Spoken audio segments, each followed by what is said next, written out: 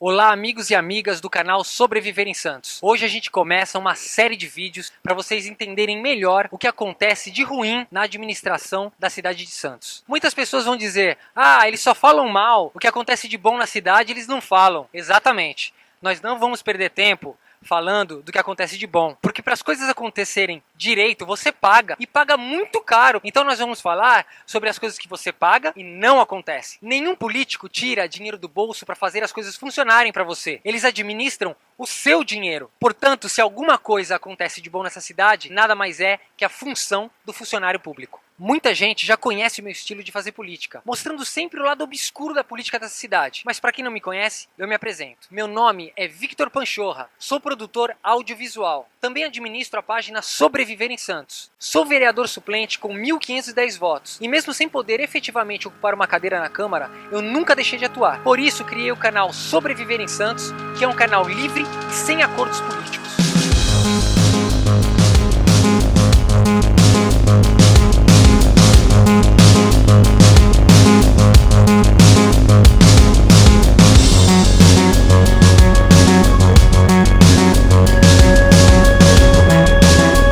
Olá, seguidores do Sobreviver em Santos. Esse é o primeiro de uma série de vídeos que a página vai lançar. E como muitos já sabem, eu já faço esse tipo de trabalho há bastante tempo. Nosso primeiro assunto será sobre o vice-prefeito de Santos. Para quem não sabe, o vice-prefeito é esse cara aqui, ó. Ele é membro do PTB aqui de Santos, o mesmo partido que eu. Ele ia se candidatar a vereador nas eleições de 2012, né? E até aquele momento eu achei que ele era um cara bonzinho e tal, né? Nunca imaginei a ficha que ele tinha. Pensa num cara enrolado. O PTB é um partido meio enrolado, cheio de acordos obscuros. Ele era presidido pelo Antônio Carlos Fifi, que era secretário de obras desde a época do Beto Mansur até o governo do Paulo Alexandre. Só gente boa, só gente fina. No governo do Paulo Alexandre, ele se tornou presidente da CT. Hoje ele é presidente da CT. É, tudo a ver, né, cara? Tipo, ele constrói prédio e cuida do trânsito, né? Ninguém sabe como, ninguém sabe por quê. Só o prefeito Paulo Alexandre pode responder isso. Da mesma forma, ninguém sabe como Eustáquio se tornou vice-prefeito, porque o PTB é um partido fraco, tem pouca representatividade, tem um vereador só. Antes disso, nem vereador tinha. Então ninguém sabe porque o PTB é tão protegido, né? Nem os próprios integrantes do PTB. Como que um prefeito vai colocar um vice-prefeito todo enrolado na justiça e que faz parte de um partido sem representatividade política nenhuma, e tão pouco o próprio vice-prefeito tem alguma representatividade? Enfim, vamos aos fatos. Uma das coisas que o Eustáquio tem na sua ficha é o seguinte: ele era da Polícia Civil, aí ele conseguiu se afastar da Polícia Civil por problemas de saúde. Ao mesmo tempo que ele se afastou, ele já estava com um emprego na Prefeitura de Santos. Ele era contratado da Prefeitura de Santos. E, junto com esse emprego da Prefeitura de Santos, ele também mantinha o escritório de psicologia. Ele é psicólogo. Então, quer dizer, ele ficou arrastando essa situação durante anos. Ele recebia, estando afastado por doença do Estado, na Polícia Civil, e ao mesmo tempo ele trabalhava na Prefeitura de Santos e mantinha um escritório de psicologia. Olha só o absurdo. Quer dizer, o cara tava doente, mas trabalhava. O cara tava doente, mas tava com saúde. O cara tava doente, mas tava trampando, né? Tava lá e cá, né? O governo do estado, depois de alguns anos, descobriu essa falcatrua toda dele e exonerou ele do cargo da Polícia Civil, né? Foi demitido a bem do serviço público por irregularidade de natureza grave. Além da exoneração do cargo, ele também foi condenado a devolver todo o dinheiro que ele recebeu irregularmente aos cofres públicos. Atualmente essa dívida deve estar perto aí de R$500 mil. Ele deve mais de R$500 mil aos cofres públicos e tem essa dívida ativa. Essa dívida está em processo de execução, mas ela não foi executada ainda, ou seja, o governo não conseguiu fazer com que ele pagasse porque ele não tem nada no nome dele. Sabe de nada, inocente. A única coisa que ele tem no nome dele é um apartamento, e o apartamento, como é o único bem dele, não pode ser retirado. Ele não tem um carro, ele não tem aplicações, ele não tem nada. O salário que cai na conta de salário dele também não pode ser retirado, porque chama que é um bem que ninguém pode mexer. Então, quer dizer, ele não tem nada além do próprio salário, que é um salário altíssimo, que ele poderia pagar essa dívida, mas o que ele faz? Ele pega esse salário e deve, sei lá, retirar, deve guardar esse salário, mas não guarda em banco, em contas, em nada. Ele guarda em algum lugar que ninguém sabe e ele não paga essa dívida tá lá rolando. O cara ganha mais de 10 pau por mês e não tem carro. E diferente do que ele fala para todas as mídias de Santos, ele vai dar entrevista e fala que não é nada disso. Eu tenho aqui o processo, não tem como mentir, senhor vice-prefeito. Pare de mentir para a mídia.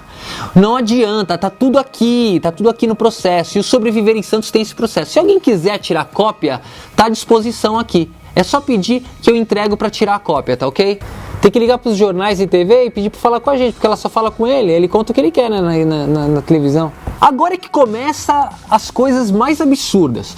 Como que um prefeito de uma cidade escolhe para vice-prefeito um cara que tem um currículo desse?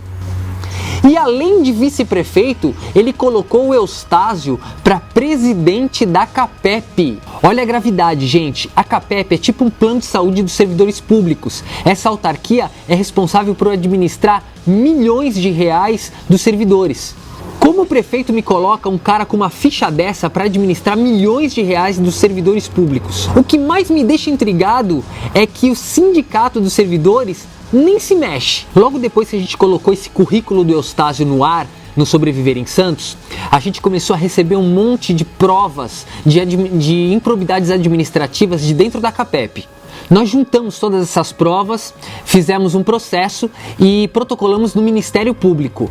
Por motivos estratégicos, a gente não abriu o que a gente protocolou lá no Ministério Público, mas agora chegou a hora de abrir. Isso que a gente vai mostrar agora é só a primeira denúncia que fizemos ao Ministério Público. Tem muitas outras que a gente está montando, dá um certo trabalho fazer isso, mas vão chegar na mão do Ministério Público e da GAECO.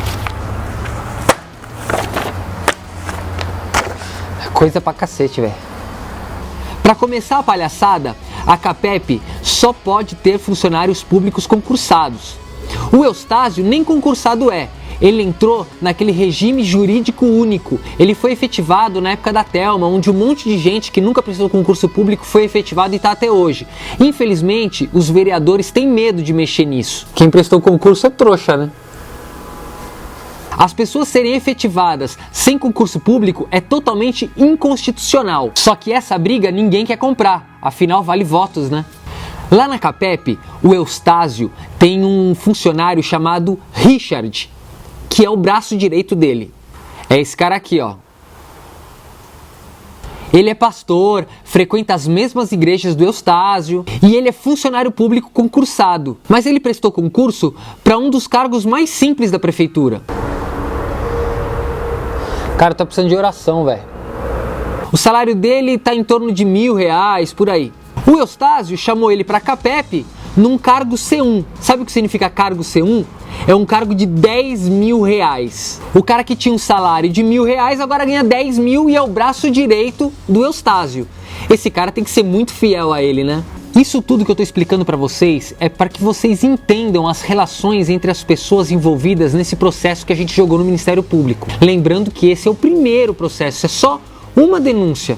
Existem outras que a gente vai mandar. Para que dessemos andamento nesse processo, a gente contou com o escritório de advocacia Carvalho Aguiar e Almeida, né? Um ótimo advogado, amigo, que o nome dele também é Victor Najib. Antes de qualquer coisa, muito obrigado, Victor, por nos auxiliar nessa empreitada. A improbidade é o seguinte: o funcionário público de Santos filiado à CAPEP, ele pode colocar o seu filho como dependente para usufruir dos atendimentos médicos. Mas para isso existem algumas regras. A primeira regra é que ele tenha menos de 18 anos, ou se ele tiver de 18 a 24 anos, ele esteja cursando uma universidade ou curso técnico.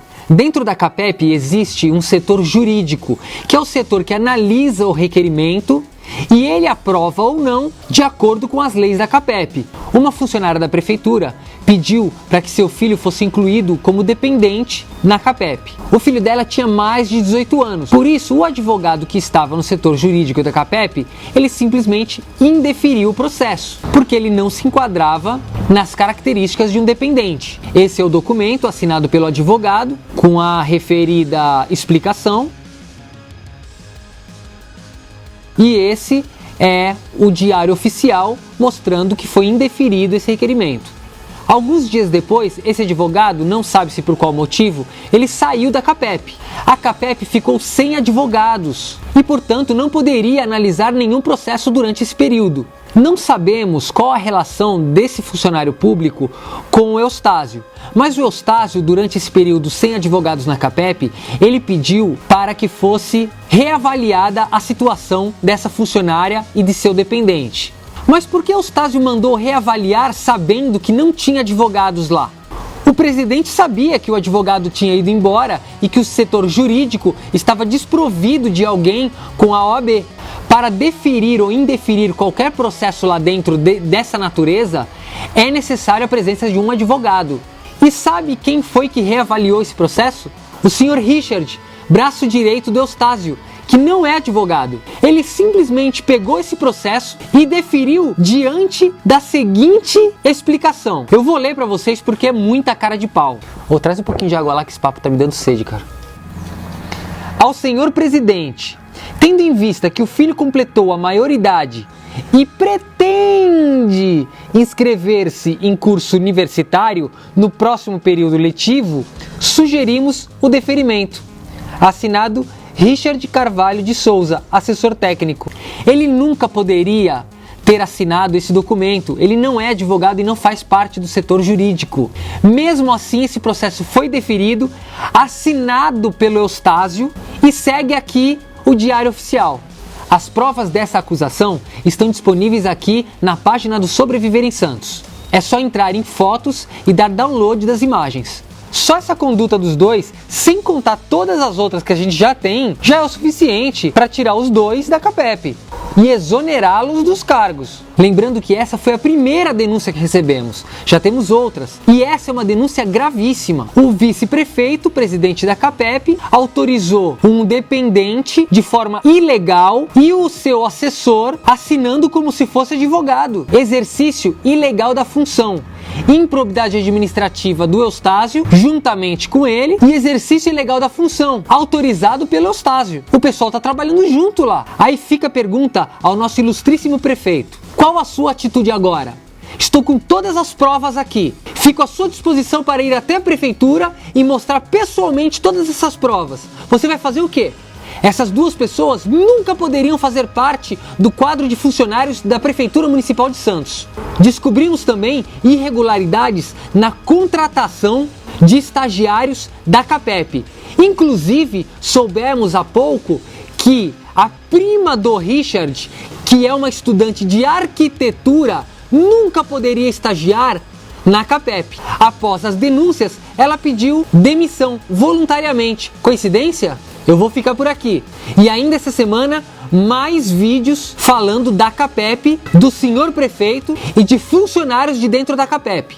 Já temos o número de processos fraudulentos que envolvem o vice-prefeito, o Richard e outros funcionários lá de dentro. Peço ao senhor prefeito agora que retire de circulação senhor Eustáquio e senhor Richard da CAPEP. Peço ao vereador Sérgio Santana, do PTB, do mesmo partido que eu e Eustáquio, para que me dê a palavra na Câmara dos Vereadores para esclarecer esse assunto. Você que é servidor público, você está sendo lesado. Esse é um caso que você paga. Imagine quantos casos errados não existem lá. Você, servidor público, precisa exigir pulso firme do prefeito, que insiste em defender o vice-prefeito, presidente da CAPEP, em situações imorais e ilegais. Fiquem ligados e até a próxima.